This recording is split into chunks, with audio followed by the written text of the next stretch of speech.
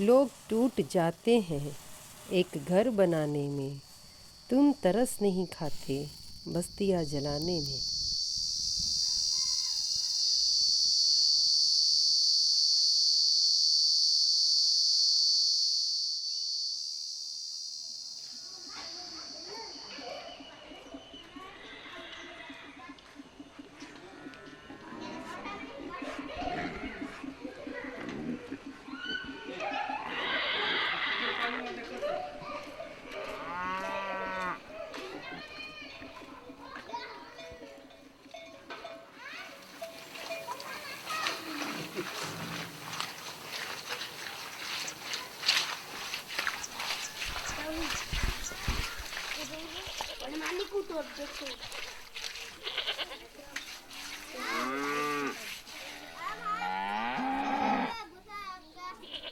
सरकार जब विकास की बात करती है तो ये हम मान के चलते हैं कि वो नागरिकों के हित के हिसाब से चल रही है। लोगों की जो जीवन की गुणवत्ता है वो बढ़े, वो हमारे हिसाब से विकास होगा। अब मुश्किल ये है कि जब उस विकास की एक्चुअल जो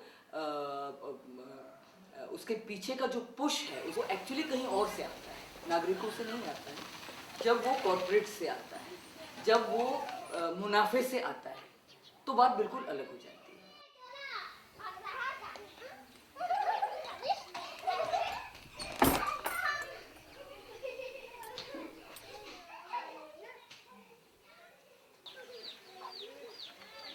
विकास की अगर परिभाषा देखें तो इसको बृहद रूप से हमको देखना होगा। एक तो जो आर्थिक प्रगति है, क्योंकि दुनिया में आज आर्थिक प्रगति को ही ये माना गया है कि देश तरक्की कर रहा है।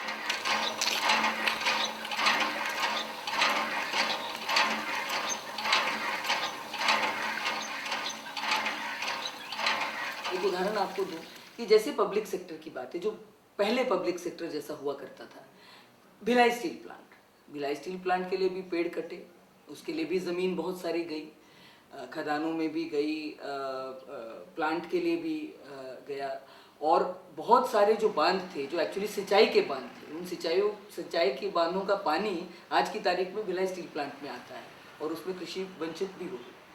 तो उसमें भी एक ज़रूर नुकसान हुआ, पर्यावरण का भी और लोगों का भी, लेकिन उसके बदले में जो चीज़ भिलाई स्टील प्लांट दे पाया, 96,000 परमानेंट नौकरियां, मतलब लगभग कहना चाहिए जो छत्तीसगढ़ का जो मध्यम वर्ग है वो इन्हीं पब्लिक सेक्टर कंपनियों में जो कार्यरत स्थायी मजदूर थे, उन्हीं के बच्चे आज आपको दिख रहे हैं एज मिडिल क्लास, जो छत्तीसगढ़ की मिडिल क्लास है। दूसरी बात कि वो टाउनशिप बनाते थे, वो स्कूल्स बनाते थे, वो हॉस्पिटल्स बनाते थे, उनके ऊपर एक जवाबदारी ये भी थी जिसको बोलते थे पेरिफेरल डेवलपमेंट, आसपास के गाँव का विकास। साडा होता था उस टाइम पर, उनको एंसिलरी और ऑक्सिलरी को जो है वो देना पड़ता था, ऑर्डर्स देने पड़ते थे, वर्क ऑर्डर्स, जिसके बल पे पूरा भिलाई इंडस्ट्रियल एरिया और ये सारे डेवलप हुए। तो एक तरह से जब हम वहाँ पे विकास की बात करते हैं, हम ये कहते हैं कि ट्रिकल डाउन इफेक्ट होता है, तो वहाँ पे ट्रिकल डाउन इफेक्ट कुछ दिखता था, क्योंकि आखिर विकास किसको कहेंगे? जब लोगों के क्रय क्षमता बढ़ेगी, परचेजिंग पावर बढ़ेगी, जब बहुत सारे लोगों के हाथ में पैसा आएगा तो वो मार्केट में आएगा और तभी विकास होता है। अब आप मॉडल देखेंगे बिल्कुल विपरीत, आप उसके कॉन्ट्रास्ट करके कोई प्राइवेट कोई कंपनी का देख लीजिए, उदाहरण के लिए गूगल का ले लीजिए। अब वहां पर स्थिति ये है, कोई परमानेंट नौकरियां नहीं है, सब ठेकेदारी की नौकरियां हैं, और उस स्थिति में आप उस पैसे को, जो मुनाफे का पैसा है, उसको डिस्ट्रीब्यूट होते हुए नहीं देखते, उसको मार्केट में आते हुए नहीं देखते। लोगों की स्थिति वैसी की वैसी बनी हुई है।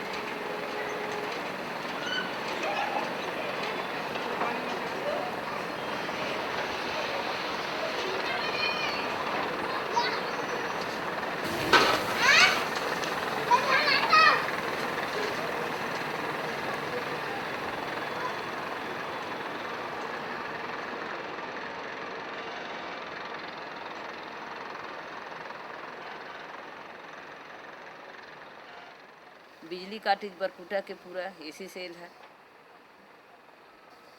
ओकर बाद में पानी वाला बंद कर दे, पर भी नौकरी नहीं दही तब तक हमने हटबे नहीं करन। तो मतलब घर ला डोजरिंग करीस, कूद कूद के अपन अपन धान चाउल ला घर ले बाहर करीन, और जह नहीं करे सकी तेकर धान चाउल घलौक ला डोजरिंग कर देहिस। जे दिन डोजरिंग करी ते दिन बहुत कन फाउ जाई। हमन बात करें तहसीलदार पटवारी जेतका कन अधिकारी रही, अधिकारी मन कोई हमन एक शब्द नहीं सुनिन कि मतलब रहा तो घर के मन लाए दे लिया तो आए दे लिया तो अतकम में कूद कूद के रोम फिर कमर कोई नहीं सुनी।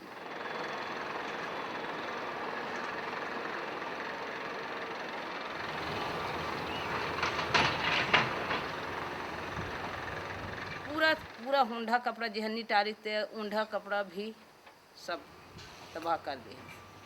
जतका कन पूछू कहीं रहीस ते मन घर में रही तेला घर तो धक्का मारे बस फेंके जाए सब है।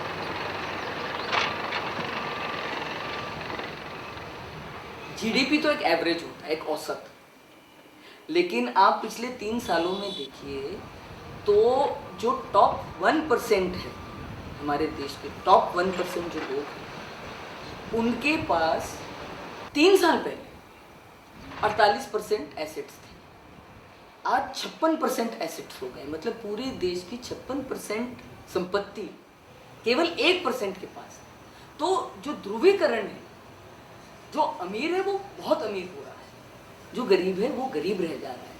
हाँ, एवरेज आउट करके आप दिखाएंगे नहीं सबका तो थोड़ा थोड़ा बढ़ गया है, लेकिन ये जो कैलकुलेशन है ये छुपाता है इस ध्रुवीकरण को।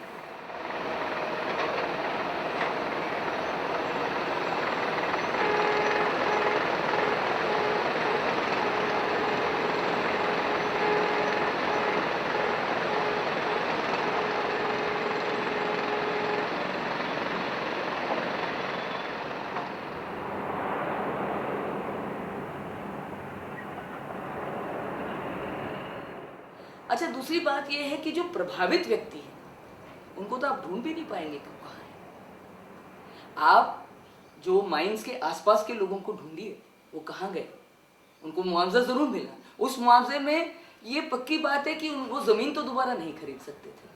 अक्सर एक ही काम में, एक घर बना लेने में, एक बाइक ले लेने में, या एक बेटे की शादी करने में, या मतलब नौकरी के लिए बेटे की घूस देने में वो खत्म हो गया। उसके बाद वो लोग कहाँ भटक रहे हैं, आज क्या कर रहे हैं।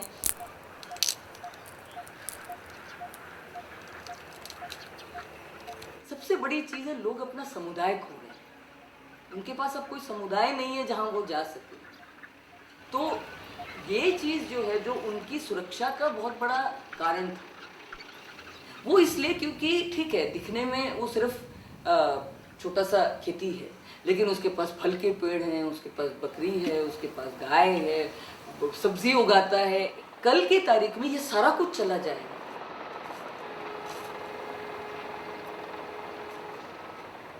इन बातों को हम नहीं गिनते जब हम सोचते हैं कि हम केवल मुआवजे के रूप में हम समझते हैं कि बस इसके बदले में पैसा दे दो सारा कुछ मिल जाएगा।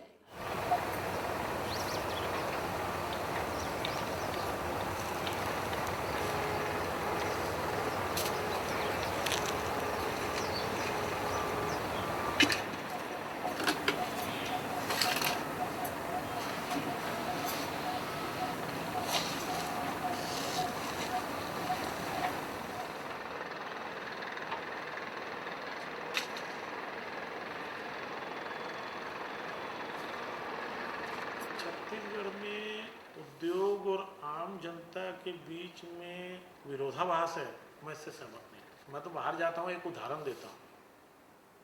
भिलाई स्टील प्लांट 1956 में प्रारंभ हुआ। और आज 2017 है।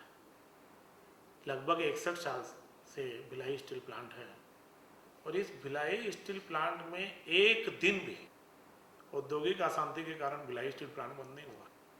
मैं तो इस बात को बहुत छत्तीसगढ़ की जनता की प्रशंसा करते हुए यहाँ जो इंडस्ट्रियलाइजेशन का फ्रेंडली एटमॉस्फेयर है उसकी प्रशंसा करता हूँ, और ये जीता जाता उदाहरण है भिलाई स्टील प्लांट।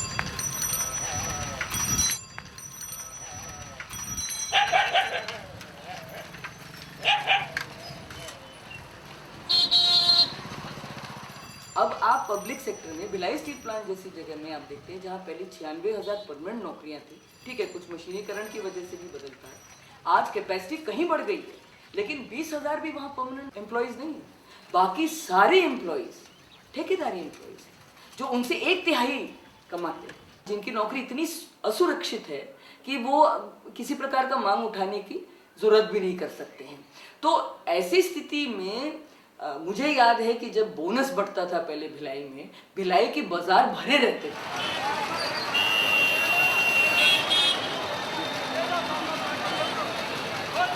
इतना रौनक और इतनी रंगीन भिलाई की बाजार दिखती थी जब लोगों का बोनस का टाइम आता था कि दिखता था कि हाँ इसी को तो विकास कहते हैं। आज आपने बोनस पे रोक लगा दी, स्थायी कर्मचारी की संख्या कम है, ठेकेदारी मजदूर को तो आप मुश्किल से मिनिमम वेज भी देते देते जो है आप रो रहे हैं।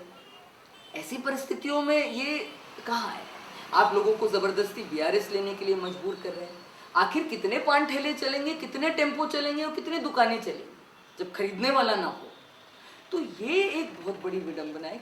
इसे विकास नहीं कहते, इसे विकास नहीं कहते हैं क्योंकि इसमें आम नागरिकों की जीवन शैली, उनकी गुणवत्ता, उनकी शिक्षा, उनकी चिकित्सकीय सुविधा, उनका रहने सहने का ढंग, उसमें कोई बेहतरी नहीं हो रही है। पूरी करो, पूरी करो, पूरी करो। जिला प्रशासन होश में आओ, होश में आओ, होश में आओ। अभी तो एक लड़ाई है, आगे और लड़ाई है।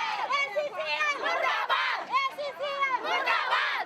कलेक्टर पटवारी होश में आओ, होश में आओ। हम किसान भाई भाई लेके खासकर मैं कोरबा के परिप्रेक्ष्य में बोलूँगा क्योंकि यहाँ पे पब्लिक सेक्टर भी है, प्राइवेट सेक्टर भी है, अंडरटेकिंग भी है।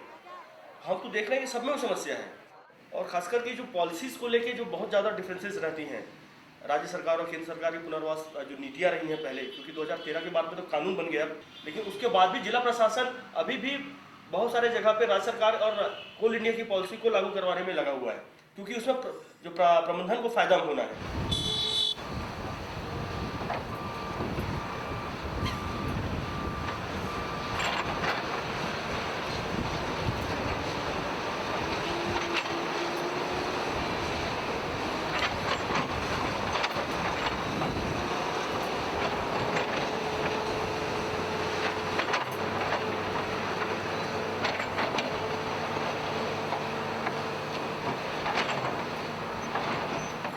के उदाहरण आपके सामने 74 में सेक्शन 4 डिक्लेयर किए, उसके 20 साल बाद मुआवजा दिए, फिर 20 साल बाद उनका घर को तोड़ा गया। 40 साल बाद आज 2017 में 40 साल बाद वहाँ पर माइनिंग शुरू हो रहा है। क्यों लिया थे ज़मीन आपने 40 साल पहले? 30 एकड़ 40,000 रुपये एकड़ की लिखी ज़मीन, आज उसको 20 लाख रुपये एकड़ मिलता, खुशी देता आपको। आज की पॉलिसी में उसको नौकरी मिलता, आज की पॉलिसी में उसको घर का मुआवजा मिलता। तुमने 2074 में लिया था, 20 साल बाद उसको मुआवजा दिए 10,000 रुपये घर का, और आज उसका घर तोड़ के बोलते हो जाओ घर बना लो। कैसे बनाएगा? कैसे बनाएगा? 4 सीट नहीं आएगा उस पैसे में जब आपने लैंड बैंक बना के रखा हुआ है आपने, और बोलता हूँ पब्लिक सेक्टर की कंपनियां हैं, हम देश के लिए काम कर रहे हैं। तुम देश के क्या काम कर रहे हैं? जिस कंपनी के पास 50,000 करोड़ का कैश फ्लो है वो एडवांस में 5 करोड़ रुपये बांट नहीं सकता लोगों को मुआवजा में। 16-17 साल लग जा रहे हैं, मुआवजा निर्धारण नहीं कर पा रहे हैं। एक क्रिमिनल है, इन पर क्रिमिनल केस चलना चाहिए।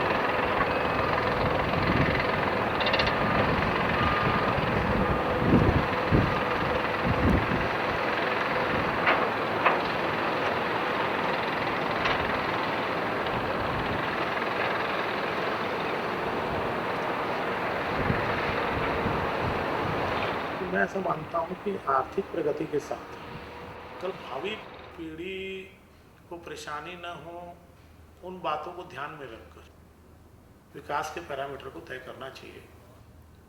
अगर हम भावी पीढ़ी को दांव पे लगा के अगर जल्दी आर्थिक प्रगति कर लें तो ये विकास नहीं माना जा सकता।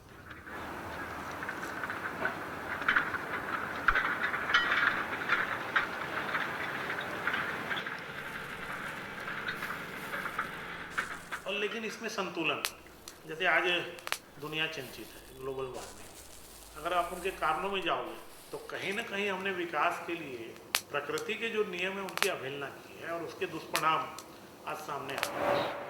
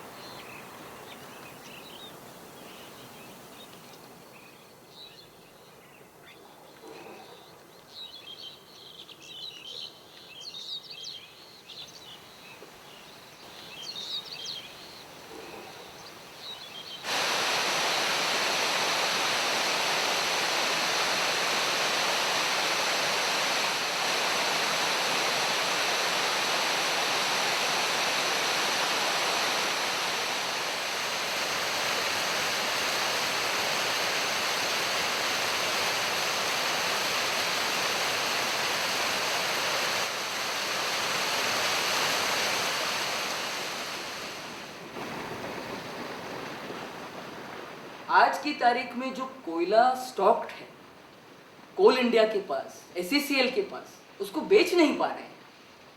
फिर भी इतनी जोर जबरदस्ती से एक्विजिशन की प्रोसेस चल रही है।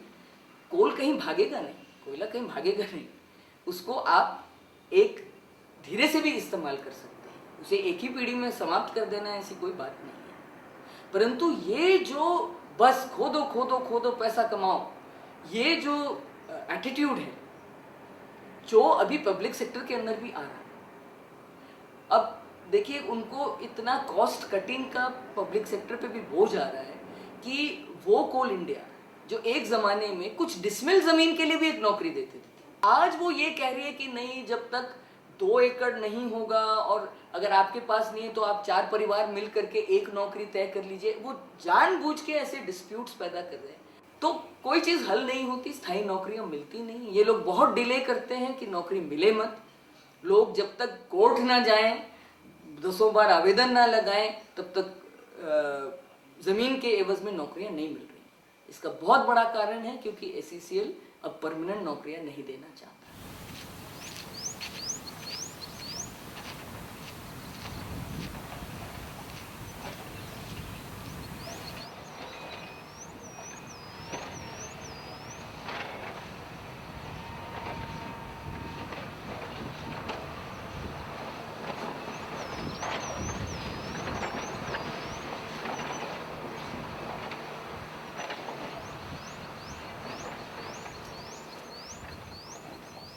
मोर नाम इंदुबाई कंवर है। मोर पिताजी के नाम इतवार सिंह है। मोर माँ के नाम बचन कुंवर है।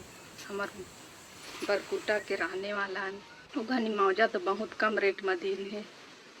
तो हमन के बाबूजी मन के 2 एकड़ 15 डिसमिल हर हवाई और दादा पर दादा ले उत्केच में गुजर बसर करत आत रही है। हमन के गांव बहुत बढ़िया रही से, चहल पहल हर चीज़, सब परिवार एक साथ रहें। अब अर्जित करे के बाद सब अलग अलग बिछड़ गए। कहाँ चाचा गिस, कहाँ चाची गिस, सब अलग अलग हो गए। बस हम 3 बेटी थे, तब बेटियों को नौकरी नहीं दिया जाता था। अब दमान लोग भरे थे मेरे पति, उनको नौकरी देंगे बोले, उनको भी नौकरी नहीं दी।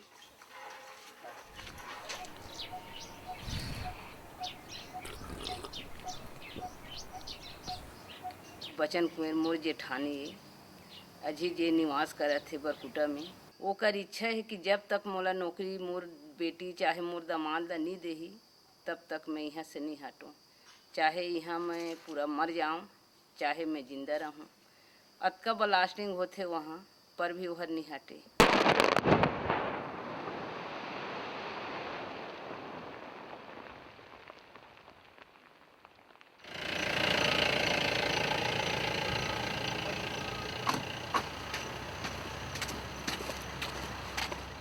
चल रही घूम के आवो।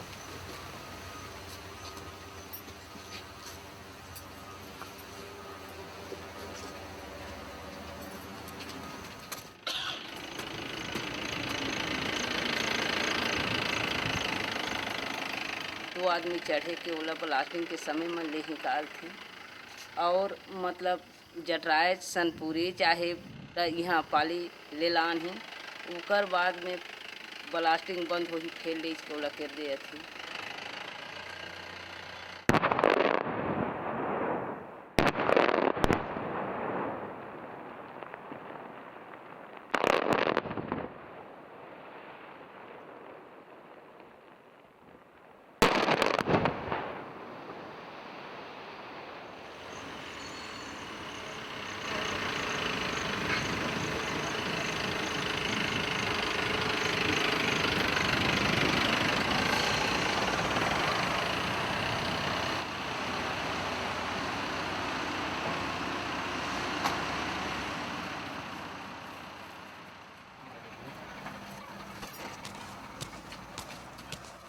તમે તો નહીં નીકળો ઘાટ ટોરેલા નહીં જાઓ કાબા રાહી નહીં દે નોકરી તો દે લેही तो टोरी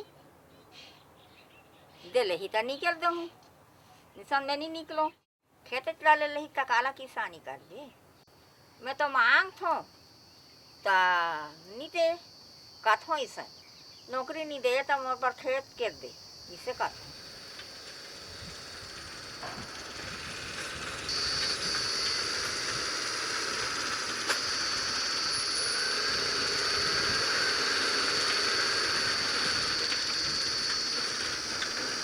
आज मैं यहाँ कुछ मुंडा गिरा है वो कागज है कहाँ कहाँ तक गए है काके पता करे तब वहाँ के साहब मन बोली कि अभी दीपका में है दीपका ले वहाँ एसडीएम के पास भेजा ही करके बोली है।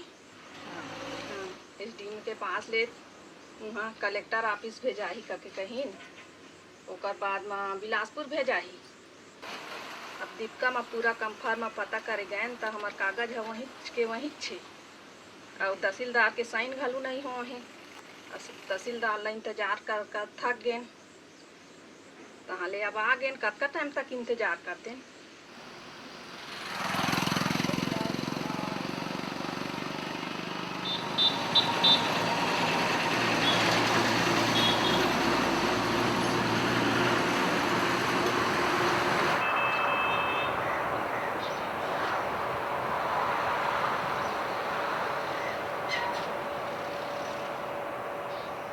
अभी तो कुछ कहा ही नहीं जा सकता कुछ हुआ ही नहीं ना सत्यापन हुआ ना कुछ नहीं हुआ तो अब नौकरी का पता नहीं उम्मीद है या ना ही उम्मीद है भगवान भरोसा है अभी तो।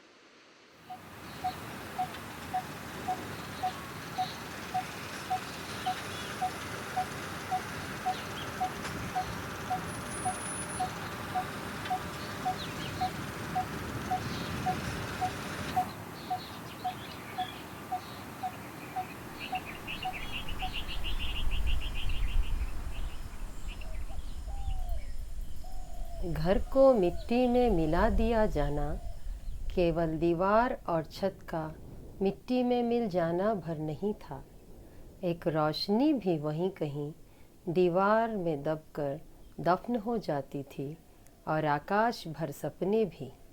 इस तरह ज़िंदगी ख़त्म होते जाती थी कि हमारे हिस्से की रात में कोई चांद भी नहीं।